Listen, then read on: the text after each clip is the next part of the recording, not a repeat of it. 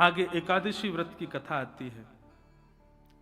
हर वैष्णव को चाहिए बंधु अपनी निष्ठा से एकादशी व्रत करे। बहुत ध्यान से सुनिए। एकादशी व्रत केवल और केवल जीव को अन्न ना देने की प्रक्रिया नहीं है।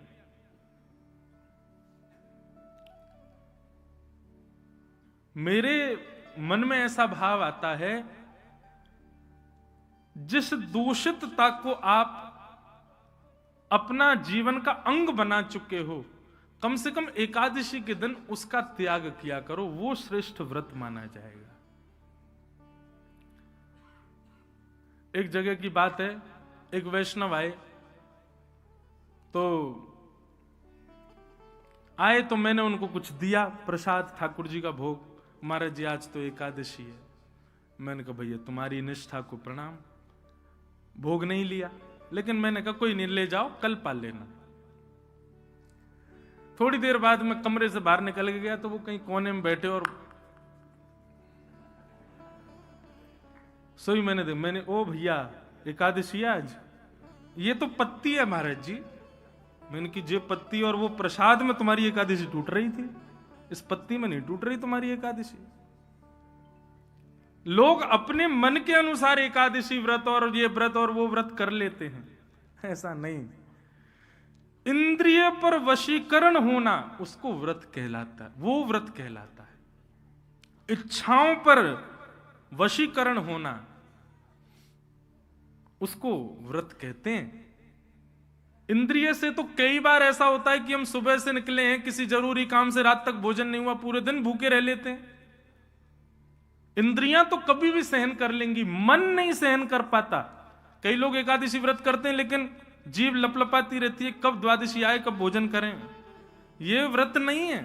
व्रत तो असली वही जहां आप अपनी मन पर काबू पाओ, अपने मन पर। कोई सामने 56 भोग धर दे, एकादशी है, तो आपके मन में जीभ में पानी भी ना आ जाए, तब समझो ये है एकादशी। केवल अन्न नहीं खाऊंगा इससे एकादशी नहीं होती। एकादशी व्रत की महिमा बताई गई और हर वैष्णव को एकादशी करनी चाहिए भैया। जैसे एक पतिव्रता नारी का नियम हो जाता है कि उसको करवा चौथ का व्रत रखना है, ऐसे ही आपने एक बार भी ब्रजरज माथे से लगा ली, गुरु मंत्र कान में ले लिया, वैष्णव एक बार हो गए, ठाकुर जी के एक बार हो गए, तो आपका नियम हो जाना चाहिए कि अब एकादशी रखो, एकादशी करो, एकादशी करनी चाहिए। हाँ, हमारे ब्रज की कई परंपराओं में एकादशी नहीं है, वो भाव से एकादशी ना हो तो कोई दिक्कत नहीं, लेकिन फिर भी आप अन्य वैष्णव परंपरा से हैं तो आपको एकादशी करनी चाहिए। और अब यहां से प्रारंभ होता है रास पंचाध्याय, श्रीमद् भागवत का पंच प्राण रास। बहुत सावधानी से बैठिएगा। भगवान पिता रात्रि शरदोत्फुल्ल मल्लिका विक्षरन्तुं मनश्चक्रे योगमायामुपश्रित।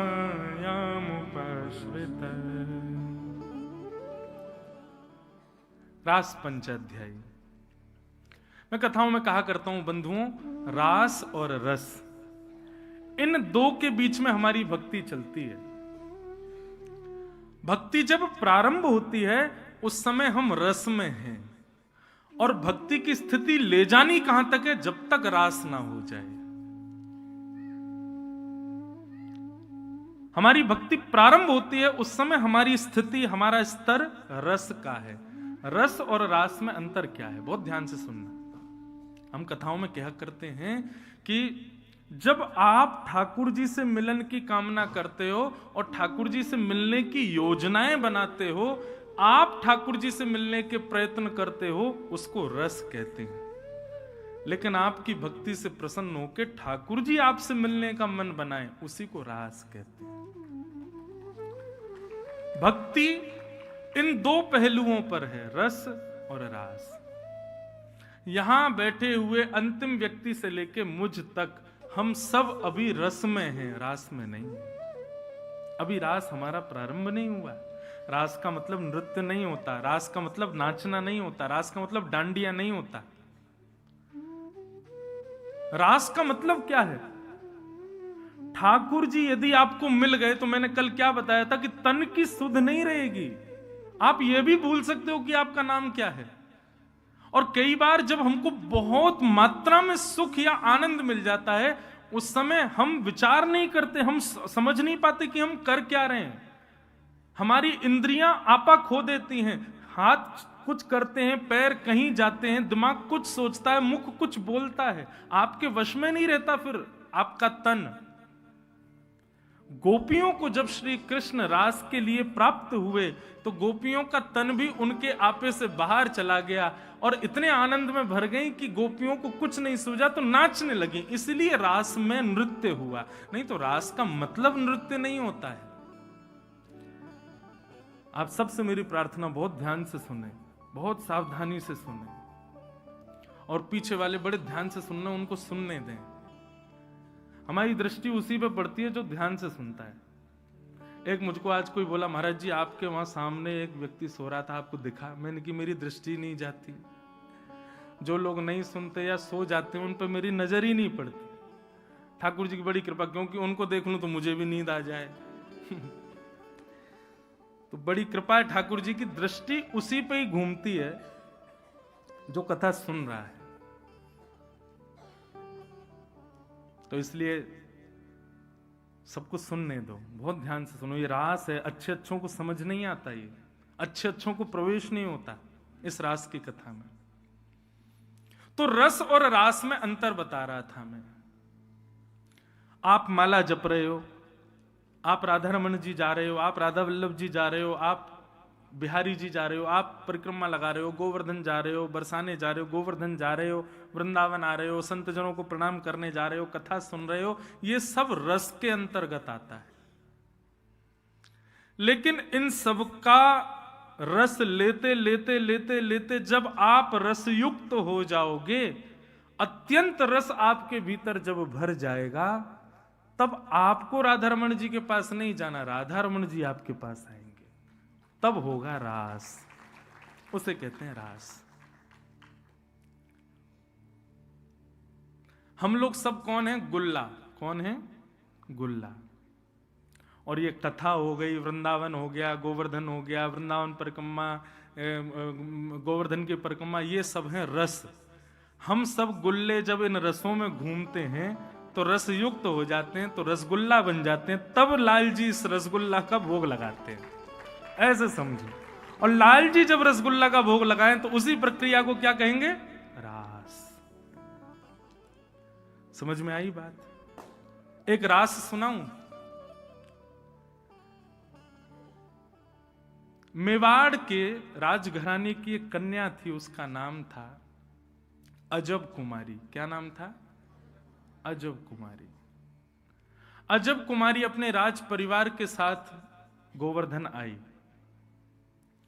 तब हमारे श्रीनाथ जी, परसों तक जो यहां विराज रहे थे, हमारे लाल जी भी श्रीनाथ जी हैं, ये श्रीनाथ जी का स्वरूप है। तो श्रीनाथ जी गोवर्धन में विराजते थे।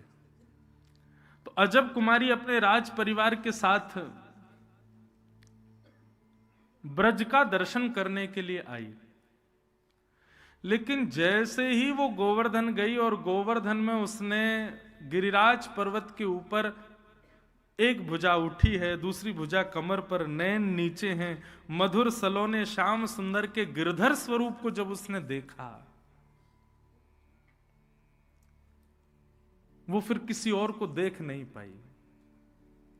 अब तो वो जब नेत्र बंद करती है तब उसको ठाकुर जी दिखते हैं। वो जहां जाती है वहां उसको ठाकुर जी की याद आती है। भोजन करने बैठती है तो भी रोटी तोड़ के हाथ में बैठी रहती है, 2-2 घंटे तक थाली रखी है, भोजन नहीं कर पाती। किस विचार में रहती है, किस सोच में रहती है, अजीब सी स्थिति हो गई। एक वो पद है ना, लगन लगी घन श्याम की जाए, लगन लगी घन श्याम की जाए, लगन लगी घन श्याम। आपके पास पूरा पद है? हो तो मुझे दियो, मैं तब तक गाऊंगा। बहुत सुंदर पद है। इस पद में वर्णन है कि जिसको ठाकुर जी की लगन लग जाती है उसकी स्थिति कैसी हो जाती है, अवर्णनीय, वर्णन नहीं किया जा सकता उसका। तो अजब कुमारी ऐसी हो गई, भोजन की थाली सामने रखी रहती है, कवल उसके हाथ में पड़ा रहता है और वो सोचती रहती है। मां आकर के बोलती है, अरे भोजन कर। तब उसको याद आता है, एक कवल खाती है, उठ के चली जाती है। वन की ओर देखती है तो उसको वृंदावन दिखता है, पर्वतों को देखती है तो उसको गिरिराज जी दिखते हैं, वैष्णव संतों को देखती है तो उसका मन होता है कि इनके चरणों में प्रणाम करूं। लेकिन चित्त वृत्ति 24 घंटे स्मृति रहती है, ठाकुर जी की याद आती है। वही त्रिभंग लली श्याम सुंदर, सजल श्याम घन वरण लीन है, फिर चित्त अनत न भटक्यो। श्री कृष्णदास जी का ये पद इतनी भावनाओं को समेटे हुए है अपने अंदर। कृष्णदास जी कहते हैं, आपने ठाकुर जी का वर्ण किया कोई बड़ी बात नहीं, लेकिन यदि ठाकुर जी ने आपका वर्ण किया तो आपकी स्थिति क्या होगी? बोले फिर चित्त अनत न भटक्यो, कहीं और के रह नहीं पाओगे। फिर वृंदावन आकर के वापस जाने के लिए तैयारी हो गई, बैग पैक कर लिया, गाड़ी में बैठ गए और वृंदावन से निकल गए, तो समझो ठाकुर जी ने स्वीकार नहीं किया। लेकिन वृंदावन से जाने का समय आए, बैग पैक नहीं कर पाओ, कपड़े कहां रखें सुध बुध ना रहे, बस चिंतन रहे अब कैसे जाएंगे, यहां से निकलना कैसे, जाना पड़ेगा कल। और जैसे जैसे वृंदावन दूर होता जाए तैसे तैसे प्राण हलक में आते जाएं। ये समझ लेना, ये आपका विरह नहीं है, ठाकुर जी ने आपको स्वीकार किया है, इसीलिए ऐसा हो रहा है। ये ठाकुर जी के स्वीकारीकरण का प्रमाण है। सबको नहीं करते हमारे लाल जी स्वीकार। लाखों करोड़ों लोग, अब कल के अखबार में लाखों की भीड़ आने वाली है वृंदावन में। हमारे घर के बाहर से लेके बिहारी जी तक लाइन लग रही है, लाखों लोग दर्शन कर रहे हैं। पर बिहारी जी स्वीकार 1 या 2 कोई करेंगे, 1-2 लाख में भी।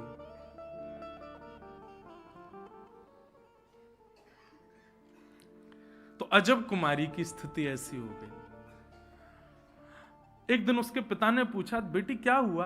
आकर के जैसे स्पर्श किया तो तेज बुखार अजब कुमारी को। वैद्यों को बुलाया, चिकित्सकों को बुलाया, सबने आकर के अजब कुमारी का चिकित्सा की, लेकिन कितने भी उसको औषधि दे दी, कितना भी कुछ कर लिया, लेकिन उसका ज्वर नहीं उतरा। माता पिता रोने लगे, क्या हो गया हमारी बेटी को? एक दिन अजब कुमारी ने अपने पिता से कहा, पिताजी मैं बताऊं मुझे क्या हुआ है? बोले क्या? कृष्ण विरह। ये जो मुझे रोग हुआ है ये सामान्य औषधियों से दूर नहीं होगा, इसके लिए तो दर्शन रूपी औषधि मुझे देनी पड़ेगी। आप मुझे वृंदावन जाने की अनुमति दे दो। मैं जब नंद नंदन को देख लूंगी तब ये पीड़ा मेरी दूर होगी। पिताजी मेरी तो इच्छा है कि मैं कभी लौट के ना आऊं, सदा के लिए वृंदावन बस जाऊं। राजा ने आज्ञा कर दी, बोले इस तरीके से वृंदावन ठीक है, मैं तुम्हें जाने की अनुमति दे देता हूं, लेकिन परिवार के लोग संग जाएंगे, 4-5 दिन में तुम वापस लौट करके आओगी, रहना नहीं है वृंदावन में, रहना यहीं पर है। पिता की आज्ञा कैसे टाल सकती? अजब कुमारी अपने परिवार के कुछ लोगों के साथ वृंदावन आई। गोवर्धन में 4-5 दिन के लिए आई थी, तो आकर के गुसाई जी से कहा, गुसाई जी मुझे मंदिर में कोई सेवा दे दो ताकि मैं 24 घंटे लगी रहूं वहीं पे, वहां से जाऊं ना। गुसाई जी बोले, हमारे मंदिर में पुरुष रहते हैं सेवा में, स्त्रियों को सेवा क्या दें? रसोई घर की सेवा कर लो। बोले नहीं नहीं, ठाकुर जी के सामने बैठी रहूं ऐसी कोई सेवा दो। गुसाई जी बोले, अब तुझे जो प्रिय लगता हो तू वो सेवा कर ले, जब तक मंदिर खुला है तू सामने ही बैठी रहे, ऐसी कोई सेवा तुझे रुचिकर लगती हो तू कर ले। तो अजब कुमारी बोली कि मुझे एक खेल खेलना आता है। उसको क्या बोलते हैं? इस तरीके से पासा क्या चौपर ना, चौपर। बोले मुझे चौपर खेलना आता है, आप यदि आज्ञा करो तो मैं ठाकुर जी से चौपर खेलने की सेवा करूं। गोसाई जी बोले कैसे करोगी? बोले एक बार अपनी चाल चलूंगी और दूसरी बार ठाकुर जी की तरफ से ठाकुर जी की चाल चलूंगी। गोसाई जी बोले ठीक है, तुम करो अपनी सेवा।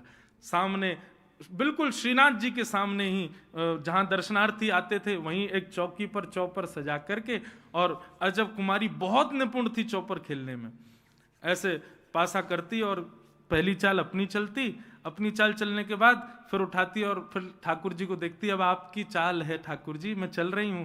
ठाकुर जी का आवाहन करके फिर ठाकुर जी की चाल चलती।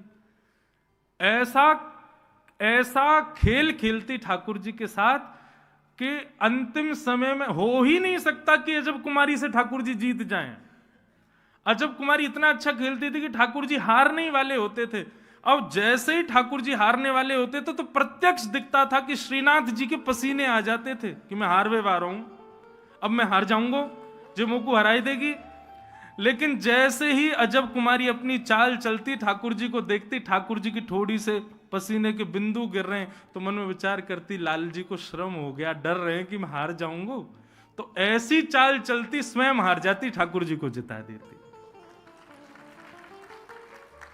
और जीत करके वाहवाही करती, नाचती, पूरे मंदिर में घूमती, अरे लाल जी जीत गए, लाल जी जीत गए, लाल जी जीत गए, बधाई हो, लाल जी जीत गए।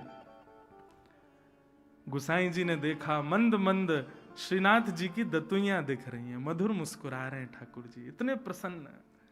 अब तो रात में ठाकुर जी को नींद नहीं आती, छटपटाते हैं, प्रतीक्षा करते हैं कब सुबह हो, कब अजब कुमारी आए, कब मेरे संग खेले। अब ये रस रास में बदल रहा था, क्योंकि अब अजब कुमारी से ज्यादा ठाकुर जी को उसकी प्रतीक्षा हो रही थी। गुसाई जी को अनुभव हो रहा था कि ठाकुर जी व्याकुल होते हैं अजब कुमारी के लिए। क्यों? बोले और दिन तो श्रृंगार में 15 मिनट लगे, अब तो ठाकुर जी 5 मिनट में ही तैयार रह जाएं, जल्दी तैयार करो, किवाड़ खोलो, चौपर खिलाओ। अजब कुमारी रोज खेलती, ठाकुर जी को जिता देती। एक दिन अब जाने का समय आया। अजब कुमारी ठाकुर जी के सामने नेत्र लाल हैं, आंसू गिर रहे हैं। अजब कुमारी बोली आज नहीं जीतने दूंगी आपको, क्योंकि आज मैं वापस जा रही हूं ना। ऐसा खेल खेला, ठाकुर जी की भी चौपर ऐसी आती कि अजब कुमारी पे भारी पड़ते, लेकिन अजब कुमारी की निपुणता के आगे ठाकुर जी की एक नहीं चली। और खेलते खेलते खेलते अंतिम क्षण में बस ठाकुर जी हारने ही वाले थे, अजब कुमारी पासा फेंक ही रही थी कि ठाकुर जी के पसीने के संग संग आंसू भी आ गए। बोले आज तो मैं हार ही गए हो, अब ना बचूंगो, आज अंतिम खेल है, आज जो जीतेगा वही सबरे खेलन को विजय मानो जाएगा और ये आज मुझको हरा ही देगी। जैसे ही ठाकुर जी को हराने के लिए चौपर चाल चलने वाली थी, ठाकुर जी से सहन नहीं हुआ, सोई ठाकुर जी प्रकट हो गए। प्रकट होकर के अजब कुमारी की गोद में बैठ गए, प्रार्थना करने लगे मुंह को जिताए दे, तेरे हाथ जोड़ू तू मुंह को जिताए दे। अजब कुमारी बोली एक शर्त पर। बोले क्या? बोले मेरे मन की एक इच्छा आपको पूरी करनी पड़ेगी। बोले क्या? मैं आपके दर्शन के बगैर अब जी नहीं पाऊंगी। अब तो मेरी स्थिति ऐसी है, पिता की आज्ञा पालन करने के लिए मुझे जाना तो पड़ेगा, लेकिन गिरिराज जी की सीमा छोड़ते ही मेरे प्राण निकल जाएंगे। आप कहेंगे तो प्राण त्याग दो, लेकिन मेरी अभी अभिलाषा नहीं। मैं चाहती हूं मैं आपको और देखूं और निहारूं और दर्शन करूं। अभी प्राण नहीं त्यागने, अभी आपको और सेवा करनी है नाथ आपकी। ठाकुर जी बोले मैं तो से बहुत प्रसन्न हूं, तू मांग ले, तो को कहा चाहिए, तू जो कहेगी सो दूंगो। अजब कुमारी बोली वचन दो, जो मांगूंगी सो दोगे। ठाकुर जी बोले वचन दे रहा हूं, जो मांगेगी सो दूंगो। बोले अब मेरी इच्छा के लिए आप मेवाड़ में विराजमान हो जाओ, मेरी इच्छा के लिए ब्रज छोड़ के आप राजस्थान आ जाओ, वहां पर विराजो, ताकि मैं आपके पास रह सकूं, आपको देख सकूं। ठाकुर जी बोले या ब्रज को मैं नेक ना त्याग सकूं, या ब्रज के बगैर, ये ब्रज मेरे प्राण है, या को छोड़ के कैसे आ जाऊं? ठाकुर जी आपने मुझे वचन दिया, याद रखिएगा। अजब कुमारी को वचन दिया ठाकुर जी ने, और उस अजब कुमारी की भक्ति पे भक्ति के प्रति इतने आसक्त ठाकुर जी हो गए कि अपने प्राण से प्यारे ब्रज को छोड़ करके ठाकुर जी मेवाड़ में नाथ द्वार में विराजमान हो गए। इसको कहते हैं रास। ये रस नहीं है, ये रास है। भक्ति के दो पहलू। हम अभी रस में व्यवस्थित हैं बंधु। आप ठाकुर जी के सामने विरह आतुर हो रहे हो, ठाकुर जी के सामने अपनी भक्ति का विरह प्रलाप कर रहे हो, अब भी आप रस में ही हो। आपके विरह से इतने व्याकुल हो जाएं कि ठाकुर जी सब लोग ध्यान से कथा सुनो, ठाकुर जी आपको जाने ही ना दें, रोक ले में, तब समझो अब रास प्रारंभ हुआ। यही है विराज, रस में और रास में अंतर, यही है रस और रास।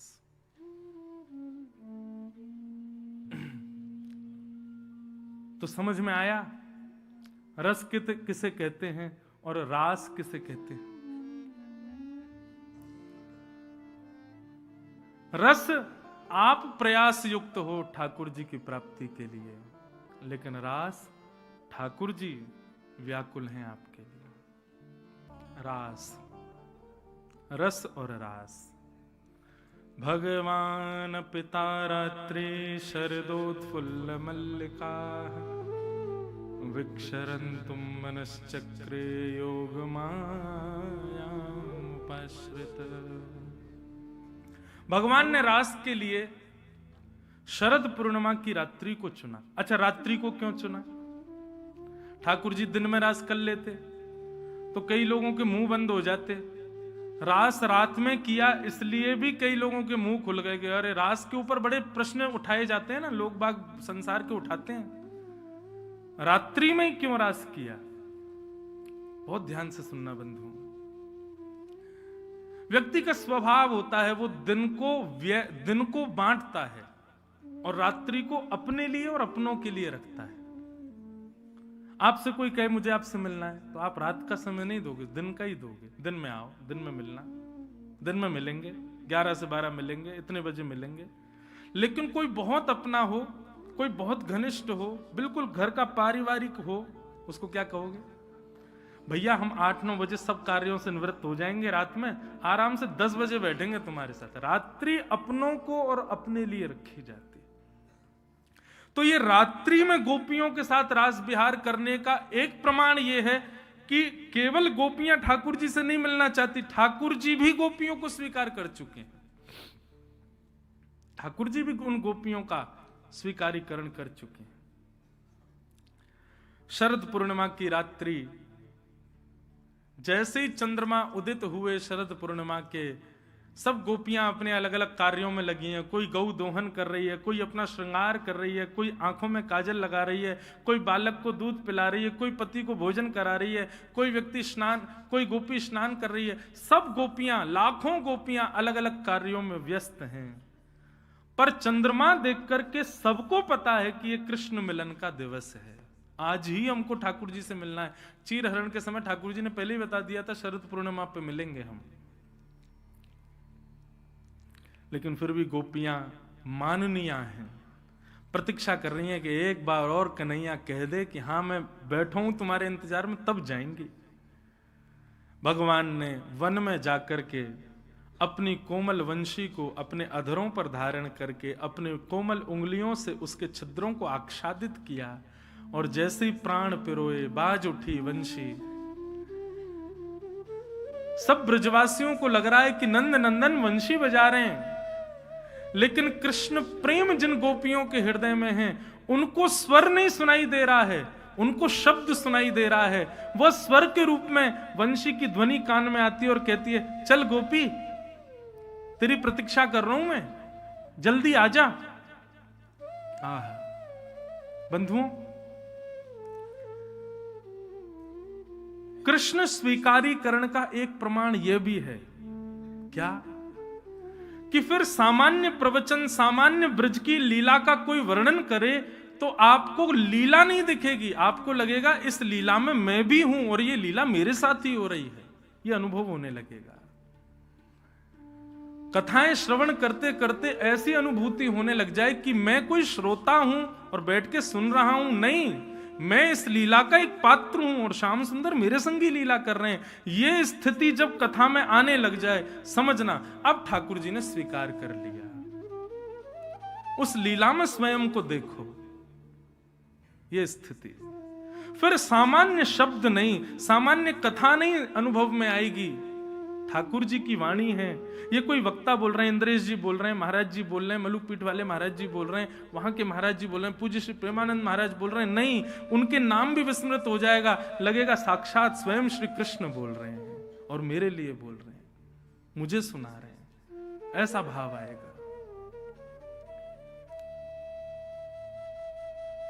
जिस प्रकार ब्रज की गोपियों को वेणु की ध्वनि नहीं, कृष्ण के शब्द सुनाई दे रहे हैं, और वो ही गोपी रास में जा रही है जिसके हृदय में ठाकुर जी के प्रति प्रेम है। सब गोपियां अपने कार्यों को यथावत वहीं छोड़ करके दौड़ी हैं कृष्ण से मिलने के लिए। ऐसा भी किसी गोपी ने विचार नहीं किया कि मैं अपने कार्य को व्यवस्थित करके संभाल के तब जाऊं, नहीं, जैसे ही स्वर आया तुरंत दौड़ी है कृष्ण से मिलने। यह भी विचार नहीं किया कि मैं किस अवस्था में हूं, किस स्थिति में हूं। वर्णन करते हैं शुकाचार्य जी, ये प्रेम की बंधुओं अद्भुत स्थिति है, ये सामान्य लोगों को समझ में पल्ले ही नहीं पड़ेगी। जिनको पड़ रही है वो भाग्यशाली मानना। कोई गोपी अंजलोचने अपने आंख में काजल लगा रही है, एक आंख में काजल लगाई था कि वेणु की ध्वनि में स्वर आया, अरे गोपी जल्दी आ, मैं तेरी प्रतीक्षा कर रहा हूं। बस एक आंख में काजल लगाया, दूसरे में लगाने का विचार ही नहीं, तुरंत दौड़ी ठाकुर जी से मिलने के लिए। वस्त्र पहन रही थी, अभी पूर्ण रूपेण वस्त्र अच्छे से धारण नहीं किए, तभी स्वर आ गया तो अस्त व्यस्त वस्त्रों में दौड़ी ठाकुर जी से मिलने के लिए। केश काट रही थी, आधे ही कड़े थे, आधे अभी फैले हुए थे, इतने में ही ध्वनि आई तो ऐसे ही दौड़ी ठाकुर जी से मिलने के लिए। कंघी भी लगी है, इसका क्या विचार करोगे? सामान्य लोगों को तो ये पागल दिख रही होंगी, एक आंख में काजल, अस्त व्यस्त वस्त्र, केश भी पूर्ण रूप से कंघी नहीं किए गए, ऐसे ही भाग रही हैं। लेकिन यही कृष्ण प्रेम की दशा है, यही कृष्ण प्रेम की स्थिति है। कोई अपने बालक को दूध पिला रही है, बालक से ज्यादा प्रिय कोई होता है? पर उसी समय ध्वनि आई तो बालक को वहीं विराजमान करके तुरंत दौड़ी कृष्ण से मिलने के लिए। ऐसी स्थिति गोपियों की हो गई। असंख्य गोपियां वृंदावन के उस पावन वन में कदम्ब वृक्ष के नीचे ठाकुर जी बैठे हैं और सुंदर शरद पूर्णिमा के चंद्रमा के प्रकाश से आच्छादित पूरा ब्रजमंडल हो रहा है। सब लोग अन्य अन्य भाव में हैं, परंतु वृंदावन की एक यमुना पुलिन पर आज असंख्य गोपियां और श्याम सुंदर मिल रहे हैं। ठाकुर जी ने जैसे नेत्र खोल करके सामने देखा, इतनी सारी गोपियां अस्त व्यस्त हैं, किसी के केश अधूरे हैं, किसी के आंख में एक ही काजल लगाए, किसी के एक ही होठ पे लाली माए, दूसरे पे है ही नहीं है, किसी के यही कंगन है, दूसरे में है ही नहीं, किसी के वस्त्र उधरे हुए, किसी कुछ, मतलब एक भी व्यवस्थित गोपी नहीं थी वहां पर, सब अस्त व्यस्त। ठाकुर जी ने सबका स्वागत किया। स्वागतम वो महाभाग प्रियम किम करवाणि ब्रजस्यानामयं कश्चे ब्रूतागमन कारणम। स्वागतम स्वागतम स्वागतम, आइए, आप सबका स्वागत है। इतनी रात को आप सब गोपियां अपने पति परिवार बच्चे बालक सबको छोड़ छाड़ के यहां अकेले वन में क्या कर रही हो? ब्रूतागमन कारणम, अपने आने का कारण बताइए। वृंदावन में रहने वाले लोग इस बात का अनुभव करते होंगे, जो अब वृंदावन वास करने लग गए, कभी कभी ये प्रश्न ठाकुर जी चित्त में प्रकट कर देते हैं, हम क्यों रह रहे हैं वृंदावन में, क्यों अपना घर बार छोड़ छाड़ के यहां आ गए। वृंदावन में बंधुओं ऐसे ऐसे लोग हैं, करोड़ों का टर्नओवर छोड़ के रिक्शा चला रहे हैं वृंदावन में, ऐसे भी लोग हैं वृंदावन में। अपनी सारी संपत्ति जायदाद किसी अन्य को प्रदान करके और वृंदावन में केवल 2 वस्त्रों में पूरा जीवन व्यतीत कर रहे हैं। ऐसे ऐसे लोग सिविल सर्विसेज छोड़ करके वृंदावन में रसिक बन करके घूम रहे हैं, माथे पर सुंदर ब्रजरज लपेटे हुए, अपने सुंदर केश बढ़ाए हुए, कभी मुंडन हो जाता है, कभी केश बढ़ जाते हैं, कभी कहीं कहीं पा लेते हैं, कभी कहीं, इस प्रकार जीवन व्यतीत कर रहे हैं वृंदावन में लोग। ये वास्तविक में गोपियां ही हैं जो इस रूप में रह रहे हैं। गोपियां सब खड़ी हैं। ठाकुर जी कह रहे हैं ब्रूतागमन कारणम, अपने आने का कारण बताओ। कभी कभी बंधुओं ये अनुभव होता होगा कि भक्ति के पथ पर ठाकुर जी संसार के प्रलोभन हमारे हृदय में प्रकट करते हैं। अरे इससे बढ़िया तो हम संसार में ही रहे आते, इससे बढ़िया तो हमने ब्याह कर लियो हो, तो इससे बढ़िया फैक्ट्री में ही रहे आते, वहीं बढ़िया कमा रहे होते, काय को सब चीज छोड़ छाड़ के आ गए। ऐसी स्थिति पूर्ण रूपेण ब्रज के उपासी बनने के बाद यदि चित्त में प्रकट होने लग जाए तो समझना ये ठाकुर जी खेल रहे हैं आपके साथ। उस भाव का प्रभाव नहीं होने देना है अपने ऊपर। गोपियों के साथ भी ठाकुर जी ने यही किया। 10 श्लोकों में ठाकुर जी ने पतिव्रता नारी का धर्म समझाया। अरे राम राम राम, आप सब अपने पतियों को छोड़ के आई हो, आपको पता है पतिव्रता नारी का धर्म क्या होता है? गोपियां चुपचाप सुन रही हैं और ठाकुर जी कह रहे हैं कि भर्तु शुश्रूषणम स्त्रीणाम परो धर्मो मायया तद्बंधूनां च कल्याणम प्रजानां चानुपोषणम।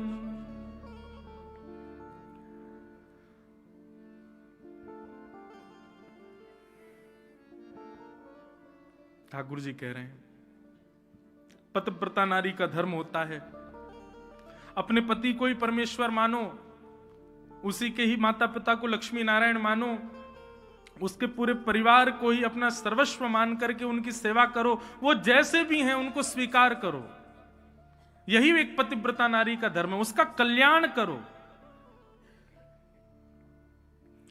ठाकुर जी ने बहुत सारी बातें कही, पतिव्रता नारी का धर्म क्या होता है, एक मां को कैसे रहना चाहिए, एक स्त्री को क्या क्या करना है, सब बातें बताई। और सब बातें बता करके ठाकुर जी चाह रहे थे ये गोपियां वापस लौट के चली जाएं, लेकिन जैसे ही ठाकुर जी शांत हुए, गोपियां बोली अब आपका हो गया हो तो हम कुछ बोलें। ठाकुर जी बोले हाँ अब आप बोलो।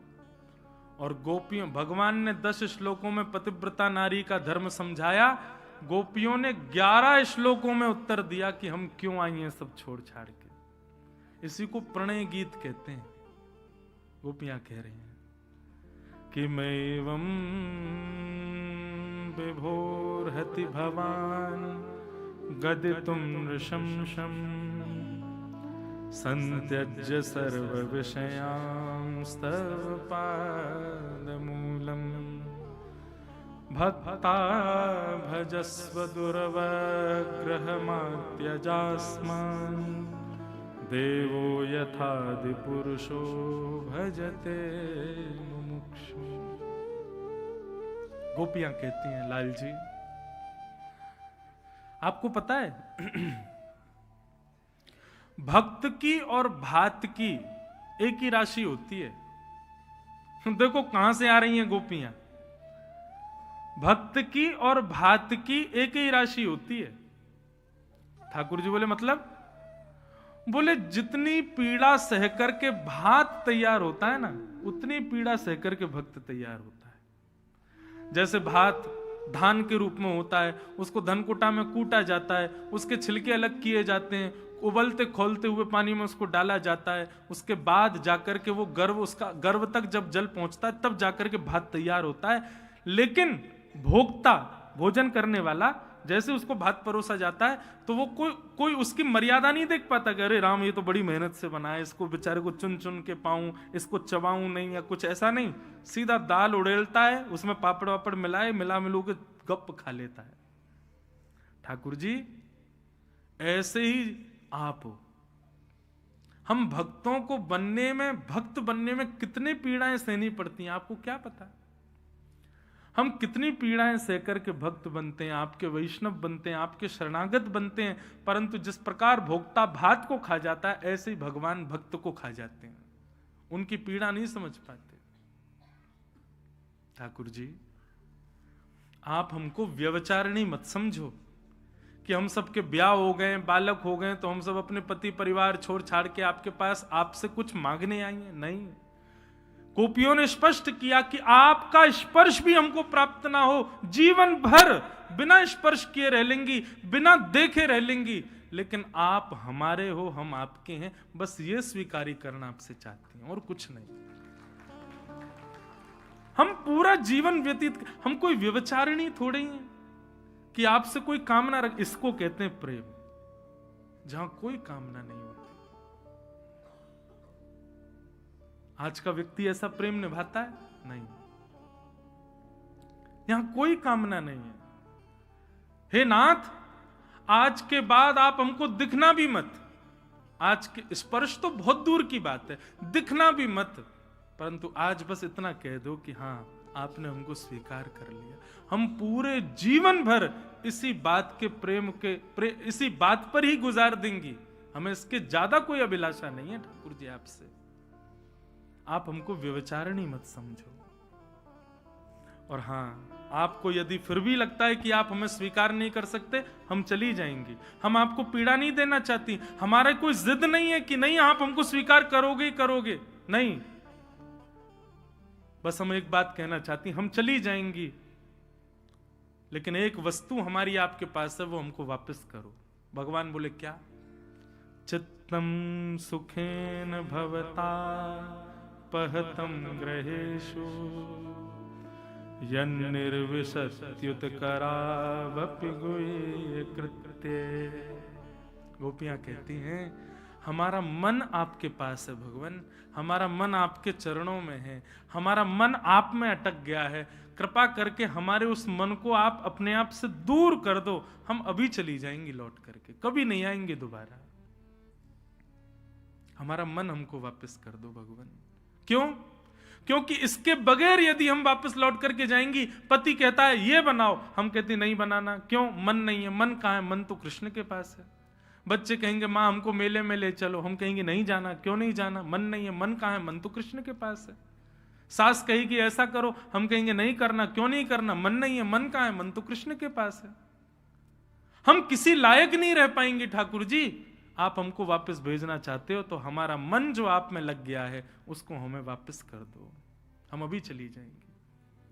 पुनश्च याद दिला दूं, ये प्रवचन करने वाली गोपियों की आयु 6 वर्ष से लेकर के 120 वर्ष तक की है, और ठाकुर जी 7 वर्ष के। ये काम लीला नहीं है बंधु, यहां कोई कामना नहीं है, ये स्वच्छंद प्रेम लीला है। इसीलिए मैं कहता हूं, संसार में प्रेम किसी से नहीं हो सकता। अगर होगा तो केवल कृष्ण से होगा, और किसी से हुआ तो वो अट्रैक्शन हो सकता है, प्यार हो सकता है, लगाव हो सकता है, लेकिन प्रेम यदि होगा तो केवल और केवल वृंदावन चंद से ही हो सकता है, और किसी से नहीं हो सकता, और किसी से कभी संभव नहीं है।